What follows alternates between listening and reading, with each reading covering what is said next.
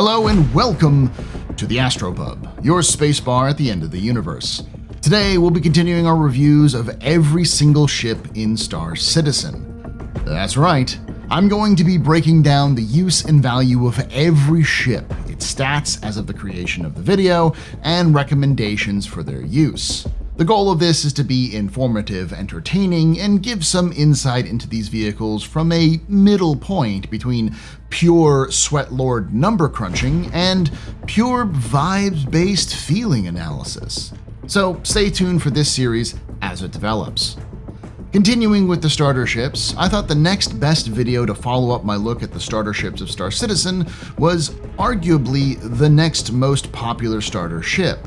No, not the Avenger Titan. That is going to be at the end of the starters, and when I start talking about the quote-unquote advanced starters. I'm talking about the workhorse of the people, the Everman starter, the one with dirt under its fingernails, does everything you ask it to do without any complaints, gets home after work and makes you a steak just the way you want it, and holds you in its strong arms. Sorry about that. Got carried away there. I'm talking about the Drake Cutter. Now, if you just got the game sometime after 2022, then this series of ships was likely your first ship, as it is arguably the most popular starter since then. Let's start with a little lore behind the ship before we look at its details and the variants it offers. First built in 2920, the Drake Interplanetary Cutter didn't truly see the limelight until 2952, under the eyes of Drake's new CEO, Andon Arden. His push to rebrand Drake away from just the Cutlass to more industrial and civilian brand meant the Cutter was to get an overhaul, to fall in line with that same idea. Thus, this new Cutter takes much more of its design from the popular Drake Vulture more than the Cutlass, and has been marketed as the sensible alternative to the MR and Alpha for new pilots in the verse, especially those who live far away from more settled systems. The ship itself comes in at a width of 13 meters, a length of 20 meters, and a height of 6 meters. This makes it larger than the Aurora, but actually smaller than the Mustang, fitting nicely in between the two popular starters. Though it's important to note that the mass is over double that of even the Mustang Alpha at 81 metric tons, making the Cutter extremely more unwieldy and unforgiving in terms of speed and maneuverability. Speaking of maneuverability, all the Cutter variants have the same number of main thrusters, 2, and maneuvering thrusters, 12 at 1.163 meganewtons and 4 at 0.04 meganewtons.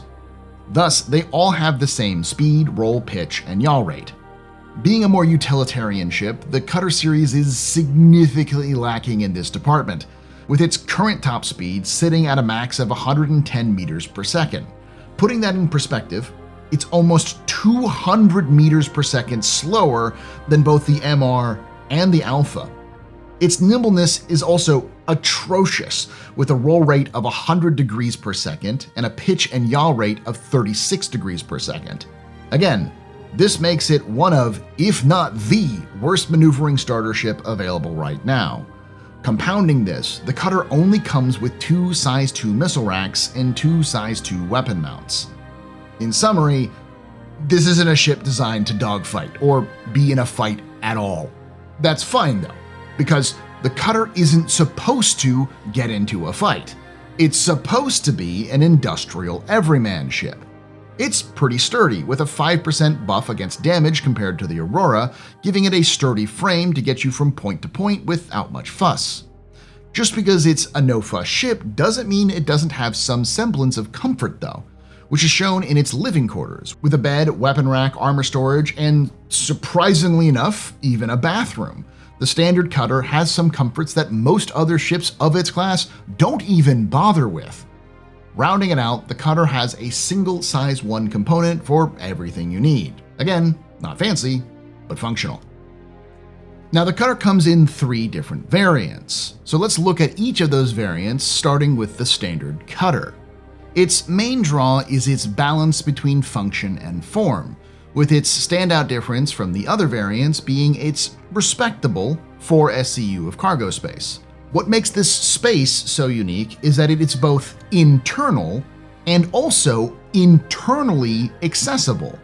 The cargo bay can even fit a small vehicle like a Mirai Pulse, a Drake Mule, or even a Greycat STV, what the community calls Steve.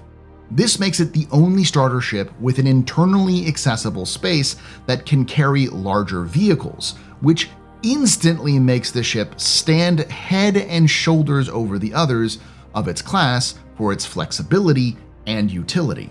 Now, the next variant is the Cutter Rambler, which is the RV of the series, taking inspiration from ships like the Mustang Beta.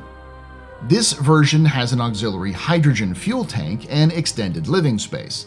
In theory, this is a great ship. More living space means more future gameplay opportunities, and more hydrogen fuel means longer flying while not using quantum systems, and more power, as all power plants will eventually burn hydrogen fuel. The issue is that right now, it's not really that much better than the stock Cutter, because the extended living space means a reduction of cargo space to just 2 SCU. Overall, this is one of those ships that might eventually find a place, but currently seems like an unnecessary variant of a ship that I struggle to recommend, especially when the other variant is so damn good. The Cutter Scout has the same layout as the Rambler, but instead of an extended living quarters and extra hydrogen, it has a large scanning array at the top and a dedicated station to the back. It still only has 2 SCU of cargo, but that can fit an ATLS Geo, making it one of the best solo mining ships outside of the dedicated Drake Golem.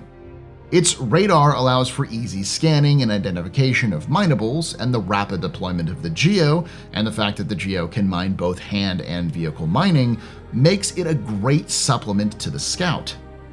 While the full scanning gameplay is not in-game as of the making of this video, the Scout is the cheapest and most accessible of the dedicated scanning ships in the game, meaning this is an instant get for those players who are looking to start any career centering around scanning, but are on a budget.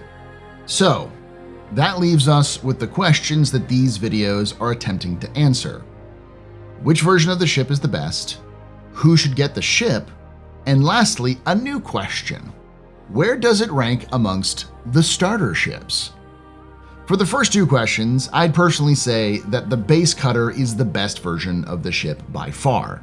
Anything you can do in a Rambler or a Scout, you can do in a base, only for less money and with more cargo.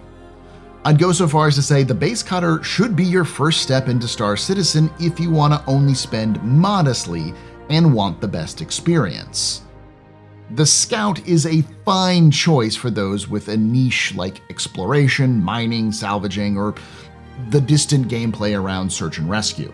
However, there are better ships for all of those, even in the starter category, except for exploration.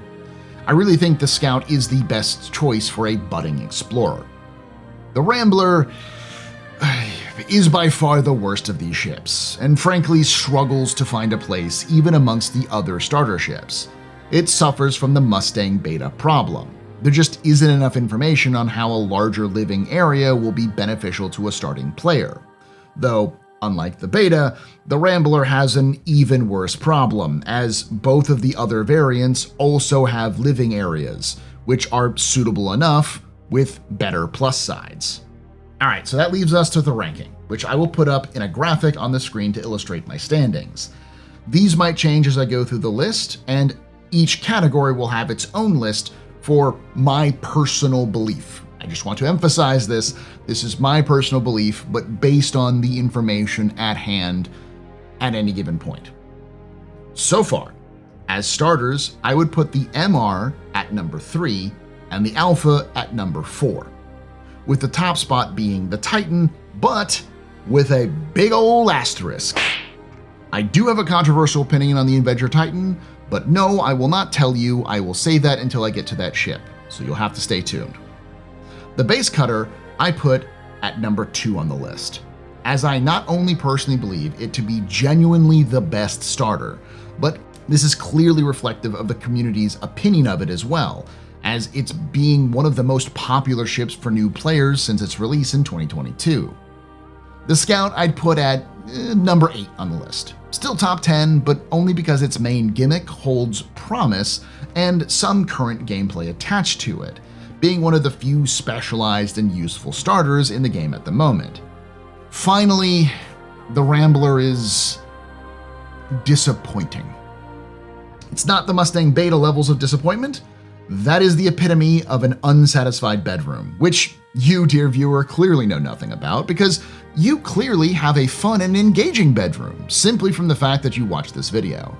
But for the awkwardness of the Rambler's role, I put it at number 17 on the list of 18 starters.